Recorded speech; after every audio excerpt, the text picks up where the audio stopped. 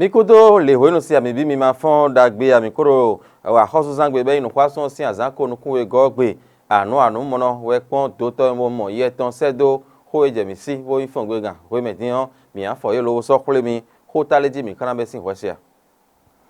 wọ́n devo ko de din do fijiji si apakwe eyan no ji ayin bora dogobo idoto ko diyan wọ́n teme tin dibo isorote bo fijiji to yo ko nwe ena yin mere te ko si sa lo boro kunde na e rodo o peridural numo kotan e ro so ja gbe ne kan gbon ta un tito mete ka blode o tele kan kana ne ko azogben me tanu e ka sodo adio enele bi kuyo minado leton miato intromen jele yasisen chete sin hoyo agun gegetin borondu sin apako na midene iglesia catholica ya igbo we no ya o minato we na gbegun dele ko do mere ko irondu ko mo nkan ton vorugbe eja o eji ko mo nkan ton kade ali tete no kade no gbogbo we no le sin no le ko mere ko ajo ma do na pa ni ko ma do gbe ton mi ko de vole le voro mi si bo fon we gando ko ye we no mina fo bi lo so kule mi se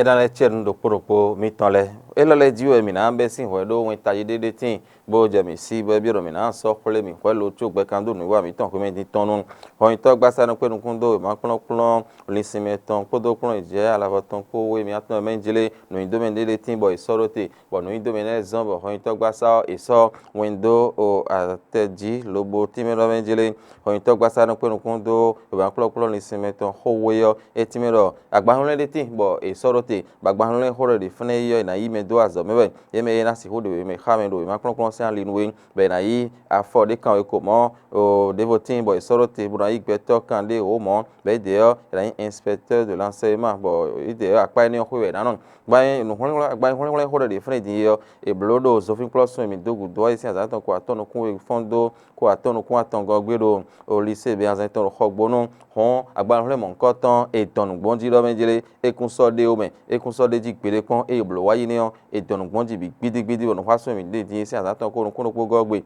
e ba Veronique to info de e so we mo nkan tan so do otoji lowo time pondo menjele agbanle blo wayi ni on e kun so de ji pere kon hun benevi e inu mo nkan tan si do me le yin do toji bonu kwede fonu le na le aso azamara le fonu mo nkan tan blo le na yin sise to no hodo no dede we wa mo be mo menjele le agbanle ni le ngbon yo e kun so gbe khasin o e kun ka kwedo le do na blogbon gan be na je kun gbe bo je gan gbe o le de ozon ache ipa donu gbon ji ne hon kwede fonu de na le fonu voto bo na vo yin kan na yo me bi ni vero toji bo na yin sise to o hwetonu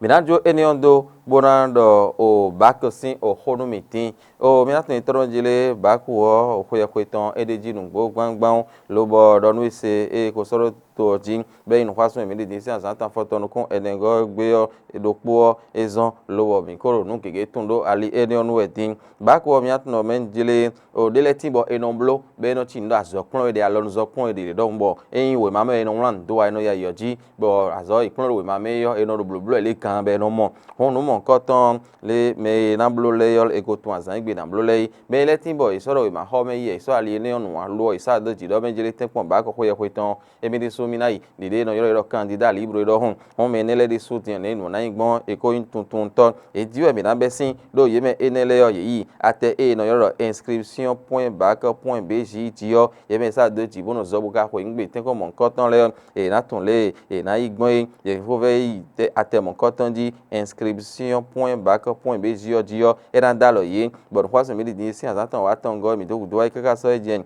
ai do so mi na bi oro don di si azatan oro po go gbe yun sangbe diwe je do lo e na si ho tunu dali ne bo le ba ko na igbon yo ye na yin o tuntun ton ye me do fi zozo le yo fi ikonu o office de bac oton yo enayi lobo namba don no mon koton me roku ton podo o Atlantic pon le yo ite na wa we ma ho do eyin o Saint Rita ton e finin bo na si ho pon no mon koton me sa doji bo ton me na yi o bac in the tin bo me di da yo ma e ro convocation e finile ina pon yemeyiɖo akpaƒoe eye nɔ yɔrɔ ɖɔ F1 F2 yemeyiɖo sinkpodo assainissement ayidimi de na mekpo enele biko si alinu yɔ yena ikpɔnu enele ɖo fi enele hɔn eko tobi hui do ema ɖo kpo eneme wɔ me ɖo kpo eye ƒo ŋgbe bakɔ dze wɔ yɔ mi atɛmɔ kɔtɔn le dzi yɔ mina mɔ enele bi hui mɔna tɔn afɔ eye ɖo kpo mi tɔn le yɔ mina yi didetɔ o hui tɔnue mina gosi ali eniɔnu bona yi ahi mi tɔn le dzi nu mi din ahi mi tɔn le dzi yɔ mi atɔ tɔrɔ me dzi le ŋue de tin bɔn tɔ gbasa no kpe nukun do adzɔxoro to mi tɔn fi yɔ ede lobo sɔsɛ do o to dzi bɔn no xɔrɔ de fene din yɔ timati be xɔrɔ de me timati ganu metɔn pian ganu metɔn eye xɔrɔ de fene din yɔ vovo atɔn tin bodo ahi yɔ dzi do fene bɔn le de gbɔ do fene yɔ gbede kpɔn esi ho ganjɛ o le bo yin dudu tɔrɔ to mi tɔn fi ali do ezɔn xɔyintɔ gbasa mɔdɔ me dzi le ekplɔ bibe si ahi yɔ dzi yɔ ena yɔ hu de dzi timati ganu metɔn xɔrɔ te ka de fene de tin bɛ ne ŋlɔ leader de dzi pian ganu metɔn de tin fene ŋlɔ ratio full de dzi de vo fene bɛ ena ŋlɔ top premier de dzi bɛ timati ganu metɔn me tsi le mi bɔn mi no xixɔ bo do du mi gbɔ ma sɔ blo do eyɔn de bu wa yɛn la de suti de gbe bona hɛ xɔzɔ wa nu lamɛ na dagbe si ali nu hɔn mi kɛkɛlɛ bono me de bu esɔ nukun timati ganu metɔn do agbadzi tsɔ fun mɛ nuru satɛn de fi de buɔ eya o na lo dɔ mɛ dzi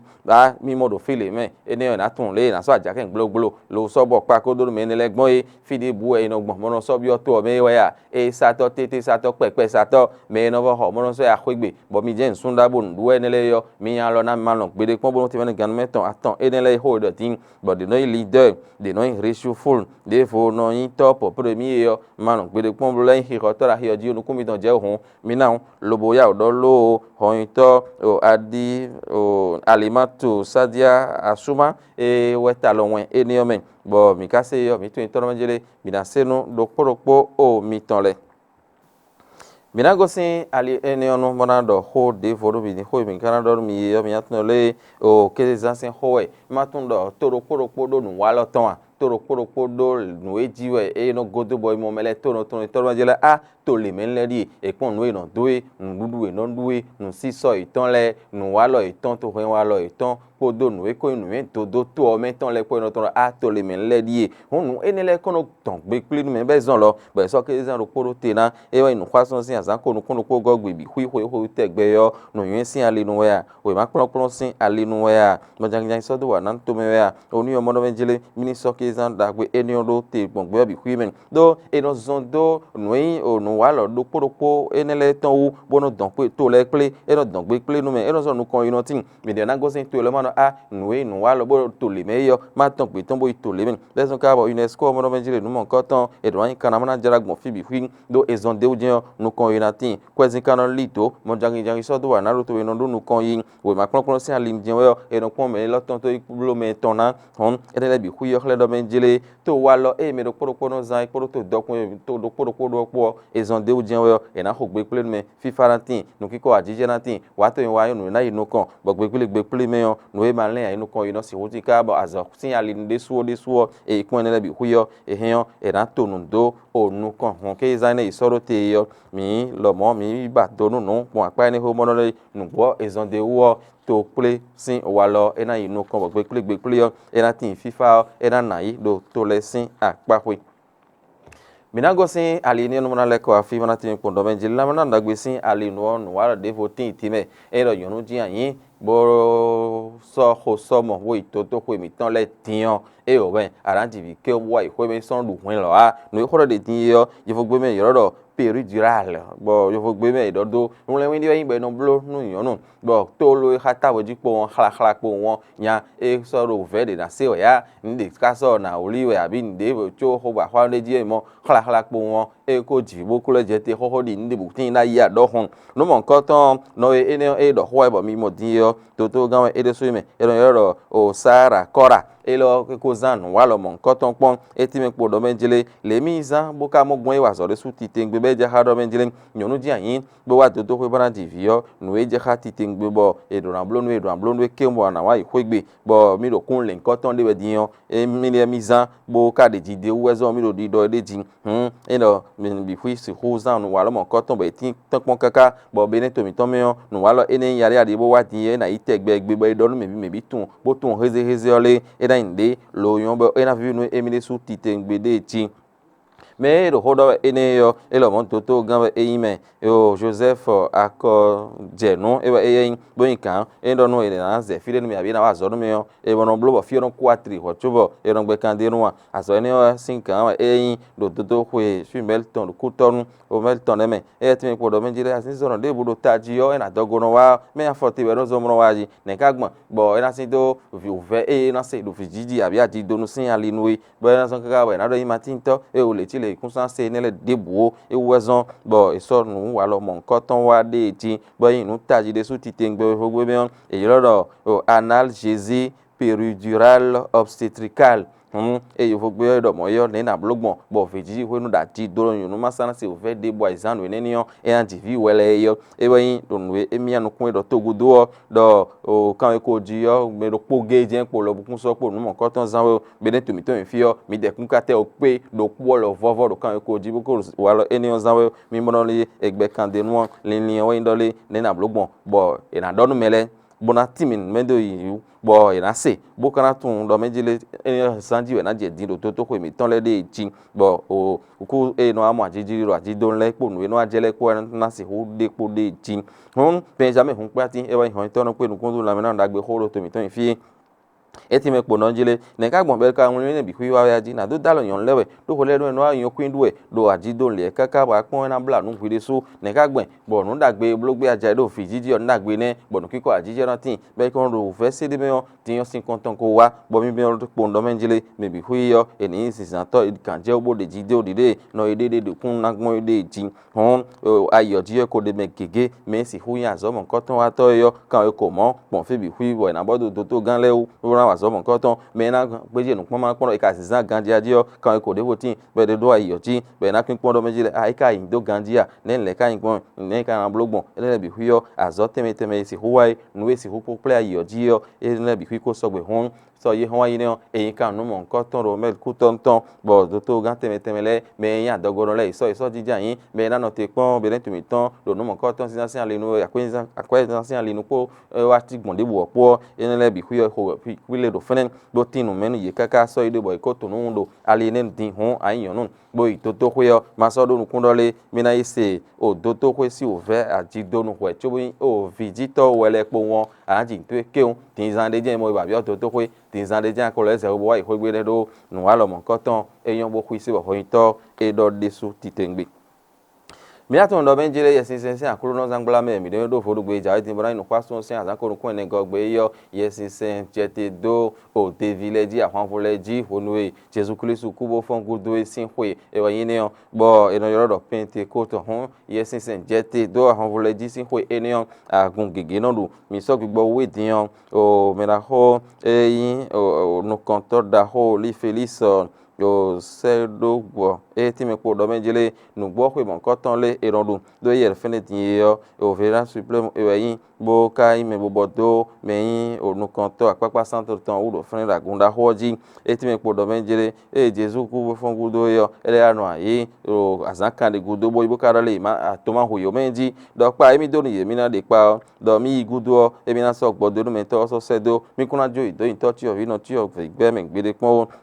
mi yo mi na so gbodo me to se do bo enawa bo nu gege tin bo epo bo mi do ati mi kun tin me ni yo nu gege tin bu polo la bo kun tun wo bo gbodo me to yesin sen ni yo e be na wa bo na khla ya li yo bo na tin me enu ye bo na ta zo gben do ali ton ji bo keze na mo nu kun je mo na tun le na blogbo e karo mo ai ha me ton e we no huzun ai ha we no dio e kun jijo barabara e no do podo ai ha gede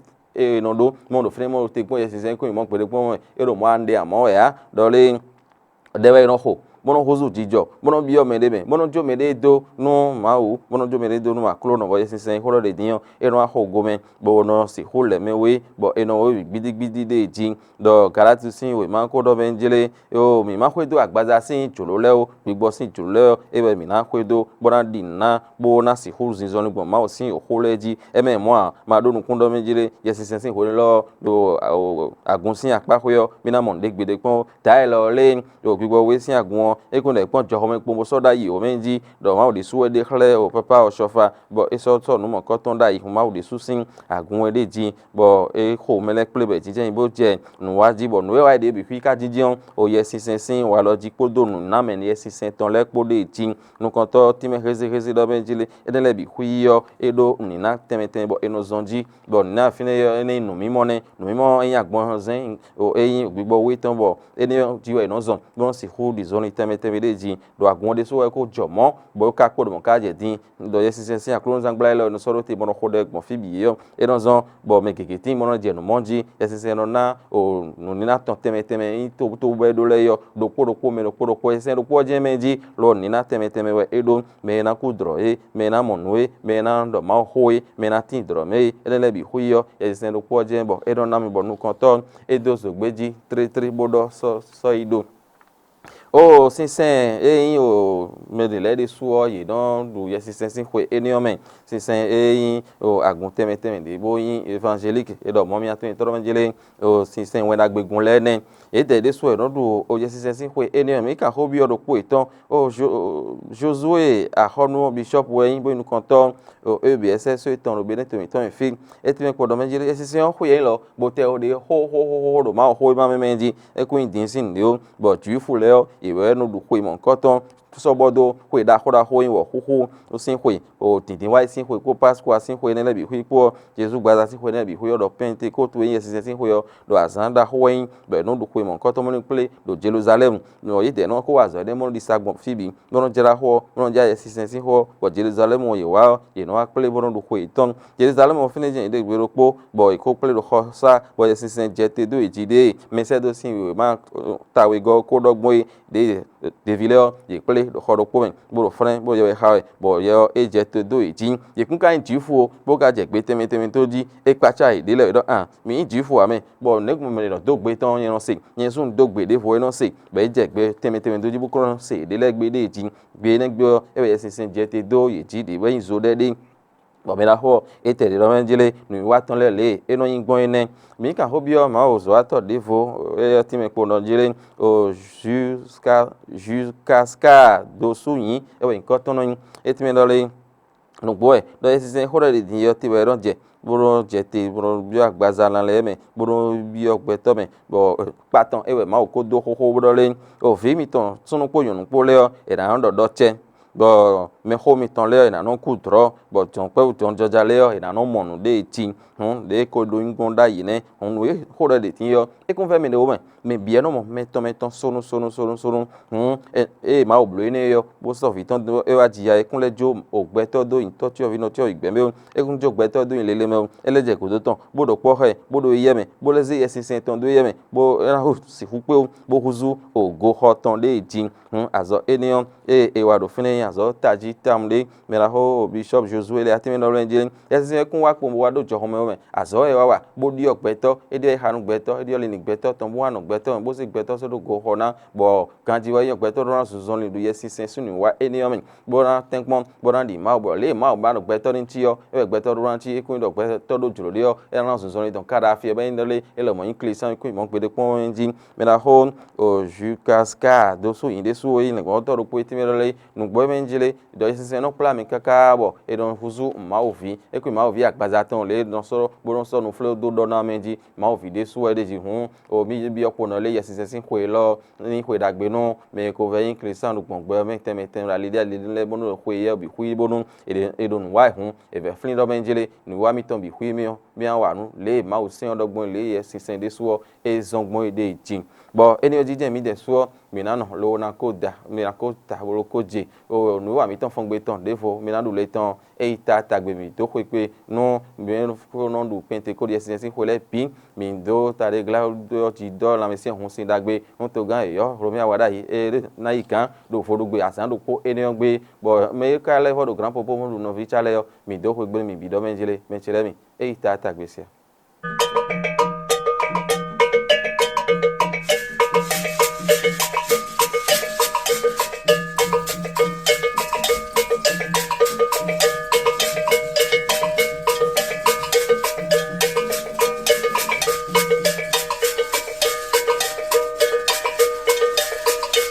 Yeah.